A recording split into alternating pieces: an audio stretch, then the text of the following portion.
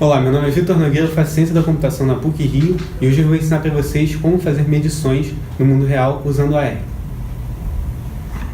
Bom, agora eu farei uma rápida demonstração do app. Contudo, antes disso eu gostaria de enfatizar que para assistir esse vídeo é indicado que você tenha alguma noção de SymKit e de geometria.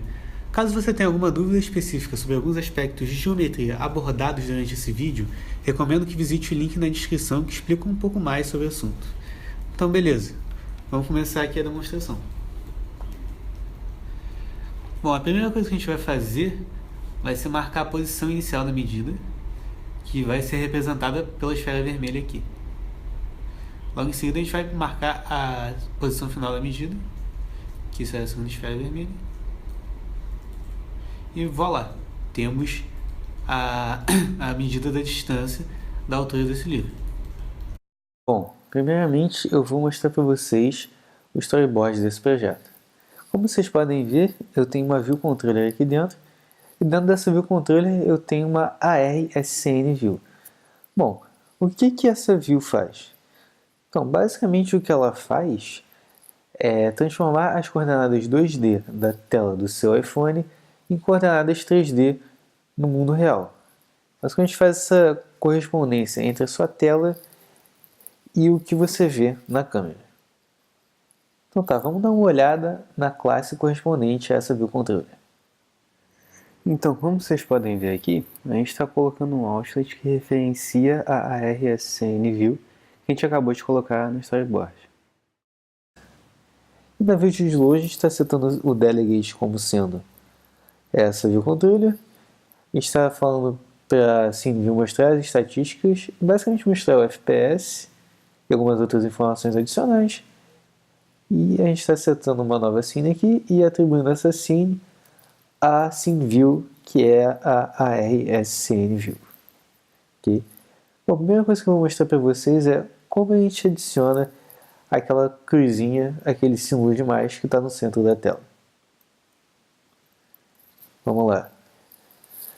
Para os que não estão muito familiares com o desenvolvimento de iOS, aquela cruzinha, aquele símbolo de mais é uma UI label.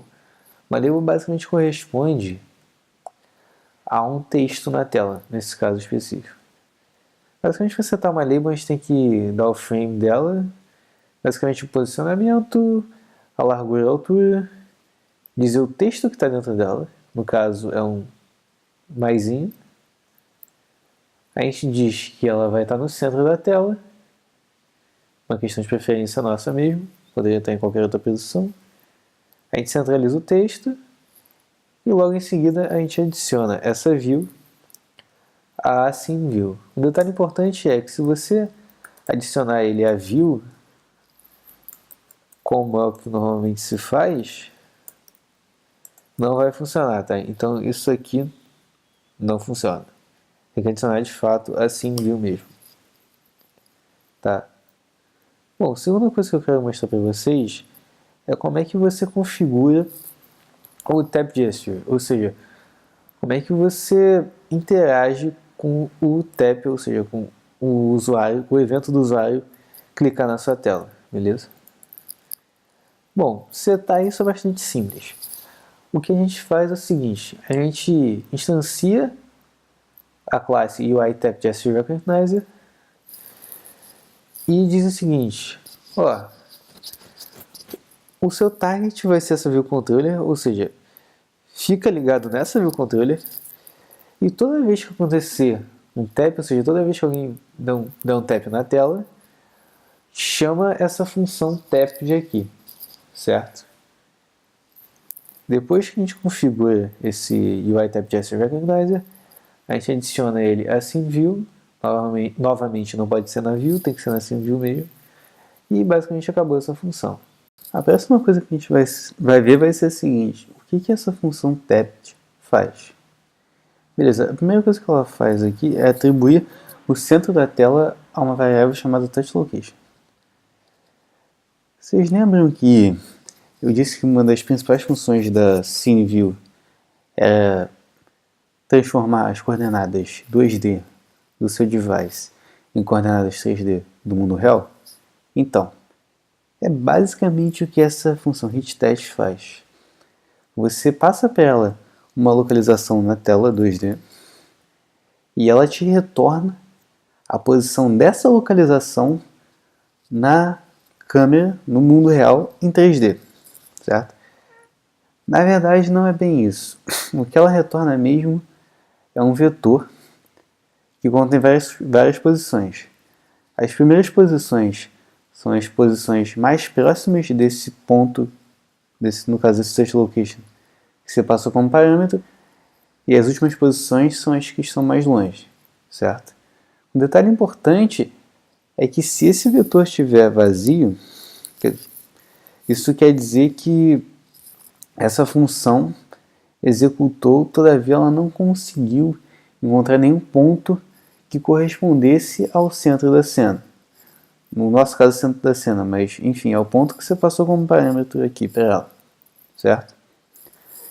Então, quando isso acontece, no nosso caso, pelo menos, não tem muito o que a gente fazer, porque o que a gente quer fazer de primeiro? A gente quer desenhar aquela esfera vermelha que vocês viram na demo, certo? E essa esfera vermelha tem que estar no centro da tela. Se eu não souber onde é o centro da tela, não tem muito como eu desenhar essa esfera vermelha, então não tem muito o que eu fazer. Então eu vou ter que esperar o usuário clicar de novo, dar um tap de novo, e ele conseguir reconhecer esse centro da tela no mundo 3D. Ok? Por isso que eu tenho esse if aqui para testar se o vetor está vazio. Beleza? Como esse vetor é indexado de forma que os primeiros são os mais próximos do ponto e os últimos são os mais longe, eu vou pegar o primeiro elemento desse vetor e guardar nessa variável aqui, hitTestResult. Bom, vou começar a configurar a minha esfera agora. Ela vai ser uma esfera SCN Sphere de raio 0.005. Ela vai ter um material que vai basicamente dizer que ela é da cor vermelha, beleza? Estou atribuindo esse material à esfera. Depois eu vou criar um nó com essa geometria, um SCN Node, beleza? Por isso que eu falei que era bom vocês terem alguma noção de SceneKit para entender esse vídeo, porque senão vocês podem ficar um pouco perdidos. Enfim, falando em noção, agora é legal vocês terem alguma noção matemática. Vamos lá. Lembra que esse hitTestResult, essa variável aqui, tem a posição, no nosso caso, que está mais próxima do centro da tela no mundo 3D. Ok? Então, a partir dele, a gente vai conseguir pegar o x e o yz do centro da cena, certo? O problema é que não é tão trivial assim. Esse centro da cena não pode ser acessado de uma forma tão fácil. Por exemplo, eu não posso fazer hitTestResult.x ou .y. Não existe isso. O que eu tenho que fazer é pegar a quarta coluna dessa matriz chamada World Transform. Você pode se perguntar, cara, por que em vez de guardar isso direto como .x, ele inventou de guardar isso numa matriz com 4 colunas, onde a quarta coluna corresponde às posições? Bom, porque essa matriz que ele está chamando de World Transform aqui, ela é bastante usada em computação gráfica para realizar diversas operações. Então é importante que nesse hitTestResult ele de fato dê essa matriz. Entendeu? Pra gente é um pouco esquisito, mas enfim, é a vida. Outra coisa importante é que é legal vocês não se deixarem enganar pelo fato dele estar escrito columns.3 aqui. Embora esteja esse ponto 3 aqui, isso não quer dizer que é a terceira coluna, mas sim a quarta. Porque esse hitTestResult, o World Transform do hitTestResult, as colunas são numeradas de 0 até 3, então na verdade a terceira coluna é a quarta. Outra coisa meio chatinha, mas paciência, a gente tem que se acostumar. Enfim, depois de ter setado a posição da esfera como sendo no centro da cena, a gente vai dar um nome para esse node da esfera, depois eu vou explicar por que eu dei esse nome, e a gente vai colocar essa esfera num vetor de esferas que a gente declarou lá em cima. Tá, você pode me perguntar, por que você declarou um vetor de esferas? Bom, para mim é imprescindível saber quantas esferas eu tenho, porque se eu tiver somente uma esfera, ou 0 esferas, eu não vou conseguir calcular a distância. Então, esse vetor de esferas foi uma forma fácil que eu encontrei de saber quantas esferas eu tenho. Tipo, há outras formas de fazer, mas essa foi a que eu achei mais tranquila, assim, mais fácil de entender. Enfim, vamos continuar aqui. Bom, a primeira coisa que a gente faz logo em seguida é verificar o tamanho desse vetor, certo? Que basicamente indica quantas esferas a gente tem. Se a gente tiver 2 esferas, aí é ok para a gente calcular a distância, porque, novamente, a função desse aplicativo é calcular a distância entre 2 esferas. Ou você pode pensar também como 2 pontos. Então o que a gente vai fazer nesse caso? A gente vai pegar a primeira esfera, a segunda esfera, e a gente vai calcular a distância entre as duas. Bom, como é que a gente vai fazer isso? Aqui entra mais a parte matemática de álgebra linear e geometria. Para a gente calcular a distância entre 2 pontos, a gente vai fazer o seguinte: a gente pega as coordenadas do segundo ponto e subtrai dessas coordenadas as coordenadas do primeiro ponto. Certo? Isso vai nos dar um vetor que vai basicamente corresponder àquela linha que vocês viram na demonstração, aquela linha amarela, que linka a primeira esfera com a segunda esfera, que basicamente representa a distância entre essas duas esferas. Ok? Então, basicamente, a gente vai pegar esse vetor aqui que simboliza a distância entre as esferas. Beleza? Então, ok. Agora a gente tem um vetor que simboliza a distância entre elas. O que a gente quer saber dele? Bom, a gente quer saber o tamanho dele para saber a distância entre os 2 pontos, beleza?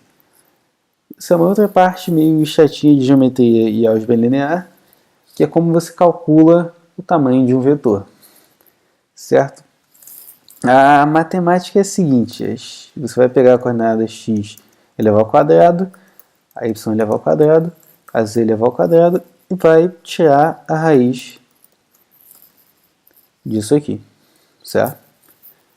Bom, para quem não entendeu muito bem essa conta, para quem não conhece muito bem de álgebra e geometria, eu vou deixar um link na descrição do vídeo mostrando para vocês o porquê dessa conta, como é que ela é feita, etc. Se não quiser entender também tranquilo, é só entender que essa conta aqui maluca vai te dar a distância entre essas duas esferas, beleza?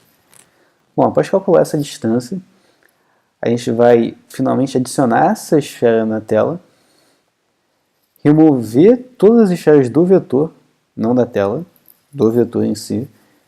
Depois eu vou dizer mais ou menos por que a gente fez isso. E por fim a gente vai exibir essa distância na tela, o valor dessa distância na tela. A função de exibir essa distância na tela é bem simples. A gente basicamente faz que nem no Edge Cross, a gente cria um label. A gente faz com que o texto desse label seja a distância e esse mzinho aqui só para indicar que a distância está em metros. E depois a gente adiciona esse label na view. Beleza? Então tá, a gente viu o que acontece se você tiver 2 esferas. Bom, e se você não tiver? Ok. Esse else, o código só vai cair nesse else caso você tenha somente uma esfera naquele vetor, e isso pode acontecer em duas situações.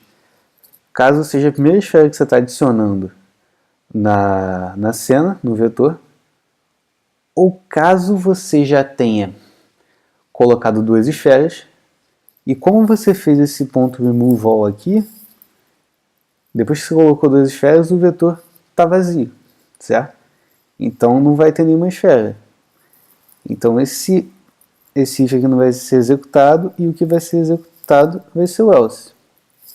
Ok? Então agora, imagina que você está no caso de que você já colocou as 2 esferas e você vai colocar outra esfera. O que eu fiz aqui nesse app é, toda vez que você já pegou 2 esferas, você já sabe a distância delas, quando você for desenhar uma outra, eu vou apagar essas 2 esferas da tela, da sua cena, e apagar a distância também que está sendo exibida, aquele label da distância que está sendo exibido. Então, como é que eu estou fazendo isso? Da seguinte forma. Estou pegando todos os nodes dentro da tela, dentro dessa cena, perdão, vendo se o nome deles é Sphere. Lembra que eu dei o nome Sphere aqui? Então, foi justamente para isso, para saber quais desses nós eram esferas. E eu estou botando esse node.remove from parent node. Toda vez que for uma esfera, ou seja, estou removendo todas as esferas da cena. Para remover a label da distância, falha minha, eu não mostrei isso para vocês, mas na hora de cadastrar essa label, de botar essa label na tela, eu estou botando uma tag dela sendo igual a 2.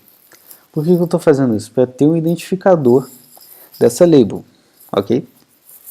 Então tá, eu vou pegar todas as subviews, ou seja, as labels, etc., dessa tela, da scene view, perdão, e vou dar remove from superview, ou seja, eu vou apagar esses subviews da viewzona. Ou seja, nesse caso eu estou tirando a label da distância. Enfim, por final, eu vou adicionar a esfera que eu acabei de criar. E outro detalhe importante também. Eu vou atribuir um valor a essa variável da classe initialLocation, sendo sphereNode.position. Lembra que eu falei que esse else só vai ser ativado quando eu estou botando a primeira esfera? Então, esse initialPosition então vai corresponder à posição da primeira esfera. Bom, recapitulando, nesse vídeo a gente viu como a gente programa a função tapt, como a gente desenha a primeira esfera vermelha na tela, como a gente desenha a segunda e como a gente calcula a distância entre elas. No próximo vídeo nós veremos como a gente desenha aquela linha amarela que vai da posição inicial da primeira esfera até o centro da tela.